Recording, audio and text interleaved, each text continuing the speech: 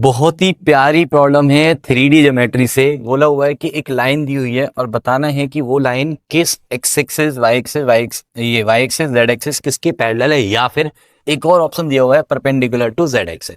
देखो बच्चों, क्या होता है कि जब भी दो लाइंस पैरेलल होती हैं तो उनके जो डायरेक्शन रेशियोज होते हैं वो आपस में क्या होते हैं, प्रोपोर्शनल होते हैं।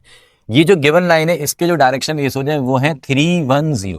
क्या है उसके डायरेक्शन रेशियोज? 310। अब कोई भी लाइन जो कि इसके पैरेलल होगी उसके जो डायरेक्शन रेशियोज होंगे वो कैसे दिखने चाहिए तुम्हें? 3 लैम्डा 1 इंटू लैम्डा और 0 इंटू लैम्डा इज 0।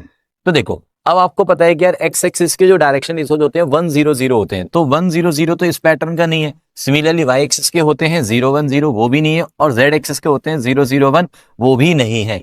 इसका मतलब ये हुआ कि इन तीनों ऑप्शंस में से तो नहीं है। तो बचा कौन सा option? Perpendicular to Z axis. अच्छा एक बात और मैं बता दूं तुम्हें कि परपेंडिकुलर क्यों है, साथ में ये देख लेते हैं।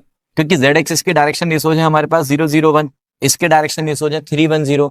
जब भी लाइंस परपेंडिकुलर होती है तो उनके जो करस्पॉन्डिंग वाले जो नंबर्स होते हैं डायरेक्शन रेशियोज के, उनके प्रोडक्ट का सम 0 होता है। मतलब 3 इंटू में 0 करोगे 0, 1 इंटू में 0 करोगे 0, और 0 इंटू 1 करोगे 0, तो तीनों का सम भी क्या आ रहा है?